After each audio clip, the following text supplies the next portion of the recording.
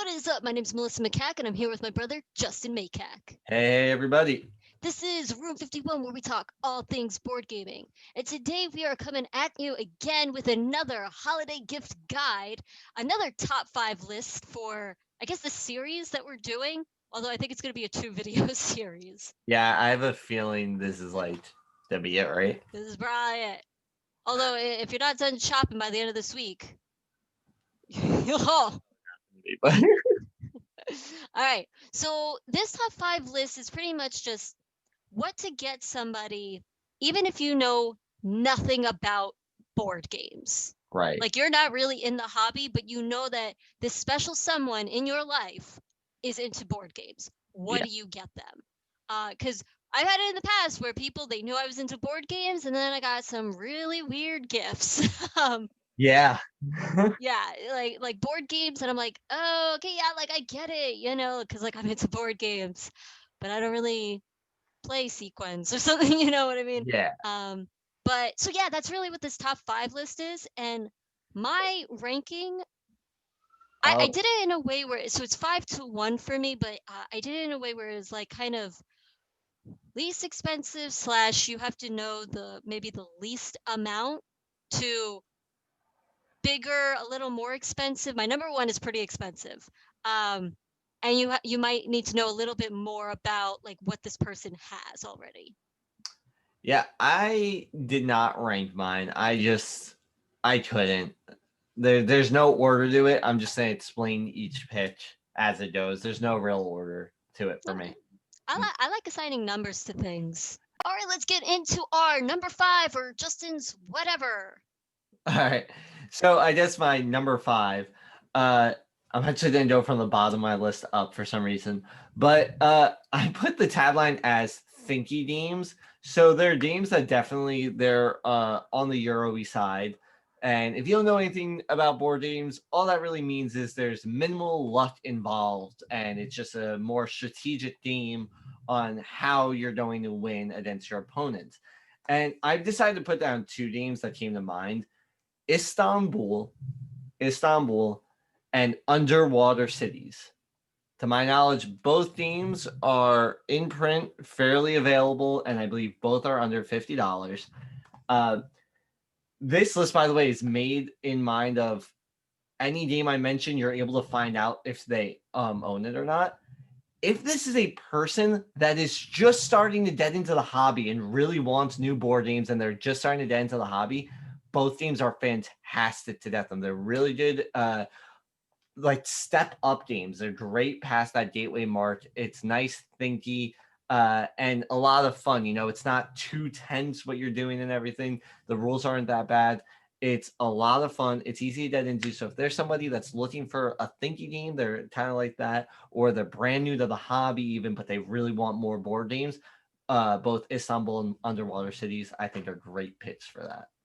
So my list doesn't really have any specific board games or anything. It's more like stuff that you could get for somebody who likes board games. So my number five is component upgrades. I think that a lot of board gamers they like to upgrade their games. So the way you could probably just Google like board game accessories or board game upgrades. Usually, so this kind of you need to know like what games they have. So you could type in. So like let's say they have I don't know, Twilight Imperium. So you could type Twilight Imperium accessories or upgrades, whatever, and then just do a little quick Google search to see like what kind of upgrades they offer. That is my number five component upgrades for specific board games. One thing that makes that a little tricky is if they own the game, you might not know if they have those upgrades or not. That is true. How would you go about that to like make sure that they don't have? Ask their friends. Yeah, it's also like you might want to just say oh whatever and just try for it because I unless you know they really pimp out their games if they do that. Right, if you know that they pimp it out, then they probably already have it. But if you know Yeah, that they don't really, because maybe money's tight or whatever it might be, then do it. Go for it. yeah. All right, cool. So my pick now goes into if the person is into trivia or betting. So I put down wits and wagers. So I put trivia slash betting. The almost the issue with the game is I think it can be kind of misleading. If you're only into the trivia part and not into the betting part, you might not like the game that much because the trivia is generally very out there and it's all something that's quantifiable. So it's always going to be a number answer. So if they're, a big history buff and they really love history trivia and stuff, this game's not really gonna land super well for them if that's all they're into. But if they're into the betting aspect of it, Wits and Wagers is a super fun game where you can win without being that good at trivia. It's Price is Right rules, closes without being over with the betting. It's a lot of fun. I don't think this game has ever flopped for us. And it's also a really good game with a larger group of people. So if you're giving it on like a holiday when you got family over, it's kind of a perfect game to break down and play all together. Yeah, I dig that. I dig that.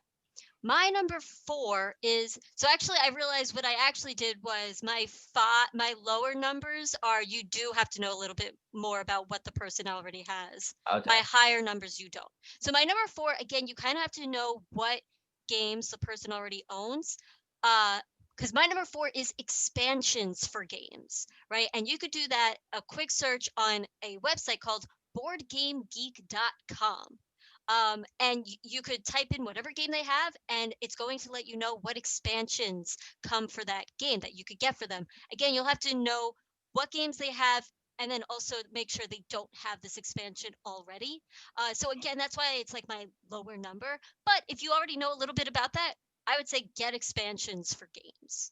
Yeah, and it's actually good that you brought that up. If you're buying a game for somebody, they want this game, make sure you're not accidentally buying them an expansion for the It's game. true. That's true. That has happened.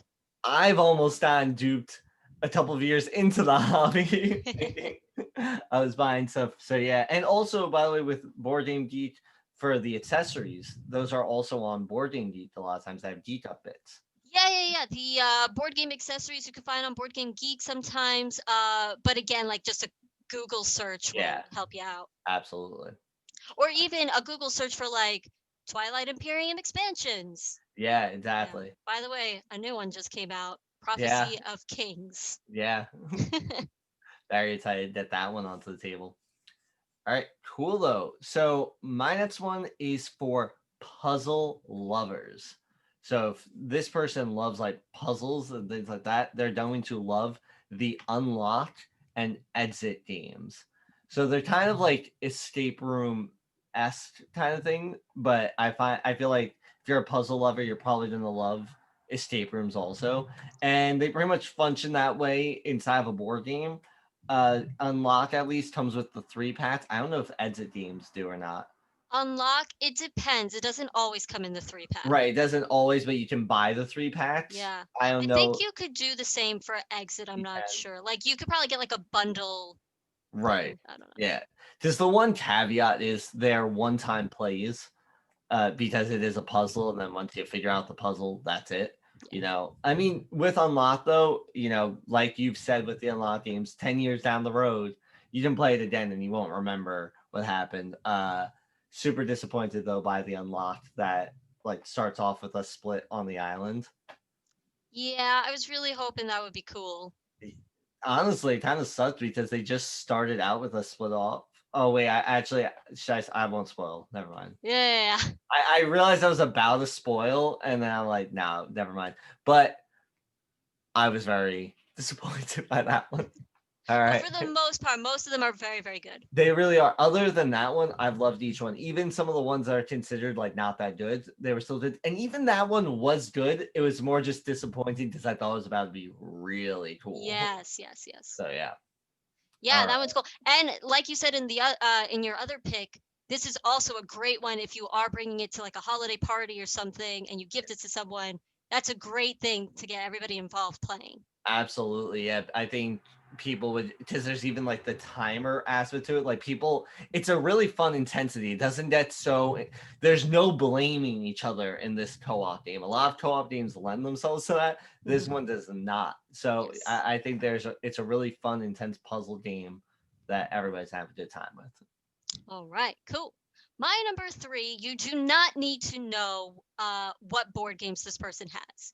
My number 3 is a dice tray. You could get some really super nice, like wooden dice trays and things. You might want to check out to make sure that they don't already have a dice tray, but even if they do, as long as you're not getting the same exact model, you still can't go wrong if it's a really nice dice tray, or maybe it has like a cool theme wrapped around it where it's like Dungeons and Dragons and you have like dragons coming out. I don't know. I'm making this up. I don't know if those dice trays exist. They probably do It though. definitely, yeah, it's got Yeah. right. So I would look into that dice trays. That's where, it's a tray where you roll your dice into it. And it keeps it on the table, and sometimes they just look aesthetically pleasing. So that's my number 3.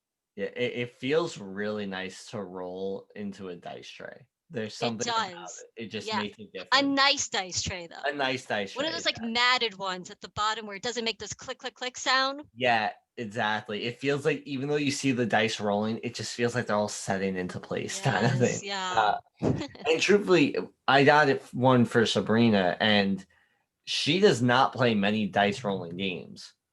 And it was still a decent present in my opinion. If Yeah. this is somebody that does, like they play Dungeons and Dragons, 100% this is a fantastic Yeah. game that they'll love. Sagrada. Sagrada, oh my god, yeah, exactly. That's the game where it's the most, and it makes the dice really pop in that I game. know, because they're so colorful. Sagrada though has such like really pretty dice, and they're like translucent but colored, and like Yeah. when it rolls onto like a black mat or gray mat, oh, it looks so pretty. Yeah, yeah, yeah. You're totally right. It makes it pop like that. Yeah, that's a good one. That's a good one. See, I told you this whole board game accessories, like upgrades and board game list, it would work, you know? Yeah, you told me. So my next pick, excuse me, I'm thinking the holidays. I'm immediately thinking kids are around. And if this is a board gamer that has kids or plays board games with kids a lot, or doesn't, because it's also really good if you don't have kids or play with kids, is Ice Cool. Yeah. Did you think I was about to say Ice Cool? Yeah. All right, yeah. You're flicking penguins through a school. One person's flicking a hall monitor penguin at everybody else while people are trying to like get fishies and stuff like that. Uh, it's a game that you can totally teach and play with a kid. It's a lot of fun for them to flick around that penguin. And also, if they're younger and they're learning how to count and stuff, there's some counting involved with the points that they'll have a lot of fun with, for sure. So it's just this fun, lighthearted game. And what's really cool about it is you can kind of have you still have moments of you go over the top with certain things where it's like, well, the hall monitor's right here and I'm here, but I got it all the way over here and there's a bunch of walls. I'm going to try to flick it like over. Yeah, yeah, yeah. And sometimes it works and sometimes it ends horribly and where you get really crazy things happen with the spins of the penguins. It creates a lot of excitement. Uh, Maybe one caveat is it could overstay its welcome depending on how into it the kid is, like what their attention span is like. Yeah, I mean, well, I feel like sometimes anything with kids can overstay its welcome. Yeah, that's for sure. But uh what's so great about this shift also, even if like it's not one that you have to play with your kids. It's one of those games that we've definitely played without any kids present. So yeah, Yeah. I definitely recommend that one, Ice Cool.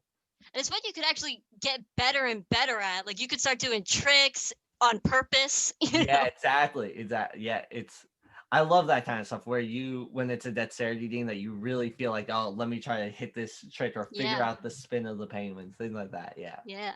All right, cool. My number 2 is, again, you don't really have to know what games the person has, but you should know if their games um, typically have any sort of like miniatures involved, like little figurines. Um, and if maybe they like painting, I would suggest getting paint kits for miniatures. I would suggest either Citadel or Army Painter. I actually really like Army Painter, and they're significantly cheaper. Um, and I like it. I like Army Painter. That's what I use. So if they're at all into miniature painting, if they seem like they would be into it, they have like starter kits on these sites. And if you know that, like, if they have Zombicide and you know that they have Zombicide, and maybe they haven't really started painting yet, but you think they'd like it, you could check out Zombicide War Painter, which is part of Army Painter's site. So Zombicide War Painter sets, there's a set for like each I guess expansion or series in the Zombicide universe. So you'd have to kind of know which Zombicide they have, like if they have Black Plague or if they have Green Horde, because they have certain ones. Like it comes with the colors that they would need for those miniatures, which is really, really cool. But Yeah. aside from all that, let's say you know none of that, I would say just get them some sort of kit from either Army Painter or Citadel. Wow. Okay. Yeah, that's a really good one because also it's one that it doesn't matter if they already have a set of their army painter. Yeah, yeah. Like they'll totally be happy to get some more, you know? Right, right. Now, if they're super into miniatures, they might already have like paints that they really like, in which case figure out what paint they like because they might hate Army Painter and they really like Citadel or whatever it Yeah. might be. Yeah. There's other kind of miniature paints, but these are pretty popular ones, I'd say. I have a guess for your number one. I have a guess. I'm curious if I'm gonna be Oh, right. I'm kind of curious because I don't think you know. Once you say your number one, I'll let you know if I was All right or not. right, all right. All right. So, but my number one is, and I put this for if they're into co-ops. This one, I don't know why. I was just like this, and it says it's a game that I think needs more love, and Melissa doesn't believe me on this. Pandemic: Fall of Rome. Everybody loves this one. You know, people love it, but not enough people own it and play it. But a decent amount do. Uh, so this one is a really cool one because I feel like a lot of people really like cooperative games. And so if there's somebody that's super all about being friendly in board games and you know that about them, and they don't own this game, I think they should own this game. And they should own a pandemic game though. Like if this is somebody that wants to get into the hobby, you know that, but they own essentially no games. That might be the first game I would tell you to buy for them. Pandemic, one of the pandemics, probably either Pandemic or Pandemic: Fall of Rome. Uh, you need a Pandemic in your collection, in my opinion. Now, if you've been in the hobby for a while, you might be somebody that's like, oh, I got rid of my Pandemic. But I bet you've owned or have played Pandemic at some point. So don't tell me I'm wrong here. So my number one is something you don't have to know anything about what board games they have or expansions or any of that. You do have to know if they have this item at all, but it is a 3D printer. Which is what So I guessed. it is okay, okay. So well, yes, and I specifically have the Ender 3. The Ender 3, I think, is a really good starting off point for anybody trying to get into 3D printing, and it is super awesome for people who are into board games because you could print out awesome components and accessories, just like I was talking about in my number 5. Only you could just print it out yourself, which is dope. And you could print out miniatures and all this stuff, printing out upgrades for your board games, inserts. And people design their own stuff. They put it on there for free that you could just download as a file and print it out on your own. You could start designing yourself if you want for whatever board game components you want. And I know a lot of board gamers really like having a 3D printer. It's a hobby in and of itself. This is for sure the most expensive item on this list. Now, the Ender 3 is fairly cheap for 3D printers, but it's still an expensive item. So this is for somebody that you really like, and this is like the big gift, for that person. So that is my number one, a 3D printer, specifically, possibly the Ender 3. Yeah, I was considering putting a like blowout game on my list, like Gloomhaven or Twilight Imperium 4. I was a little scared though to recommend anything that big if you're not in the hobby and you're not really certain. A 3D printer, on the other hand, if they seem like the kind of person that would be into a 3D printer and they're into board gaming, they're gonna love having a 3D Yeah, printer. yeah. If they've shown any sort of interest. Yeah, absolutely. And like you said, there was clearly frustration for you with the 3D printer. There But was frustration. worth it. There's a learning curve, for sure. It's one of those items I always wonder, like, because I obviously don't need to own one right now, and I don't have much interest in owning one right now. But it's one of those items that I always wonder, am I eventually gonna own it? Because I feel like eventually I'll have a 3D printer probably. I love that I own it. Yeah, and you've shown just what you can do with it for wargaming. I mean, Yeah. different uh those you get to make your own upgrades. Yeah. That Yeah. that is It's so really cool. cool. Uh Yeah. I love it. I definitely I think that is a super solid number one. Like the way you ordered your list made sense. Feel like mine don't pay attention to the order. It doesn't really matter at all. But yeah, that number one pick really is like that's a if you're looking for a blowout diff kind of thing, like Yeah. That's the that blowout. that's the one for sure. Yeah. Did you say your number one already? Yeah, this Fate Never Fall from. Oh, that was your number one? Yeah, that was my number one. Oh, so we're done. Wait, do you have more on your you don't have more on your list, right? That No. was your number one. Yeah. Yeah, I said is I number one. was waiting. I was wondering why you kept talking about my pick. I was like, is he ever going to talk about his number one? Dude, I actually just got scared. I'm reading my list. I'm thinking I only have 4 items. No, I have 5. Oh, wow. Good job. We did. We did Let's pat it. ourselves on the Yeah, back. let's just, wow. Wow, Happy we did holidays it. to us. Yeah. Let us know though for sure. I'm curious if anybody has a plan of something that they're gifting to somebody else in board gaming. Definitely drop it in the comments below. Yeah. Or if you have any sort of questions or anything, Yeah. especially if you're somebody who's new to all of this, I think most of our viewers aren't, Right. but you never know. And it would be really cool. I would love it Yeah. if somebody who's not actually really into the hobby came across our video and started like, Oh, I don't know, that would be cool. So that'd be sweet. And like they buy something off of one of the things we said, and the person actually hates it completely. yeah, let us know and Yeah. record the reaction. If you did listen to this video, you have to come back afterwards and say what the reaction was to the because I'm very curious. All right. Well, thank you so much for watching and or listening. You can follow us on Twitter, Instagram, and Facebook, all at This Is Room 51. We're also on Twitch at Room 51 Live. This has been Room 51. We'll catch you next time.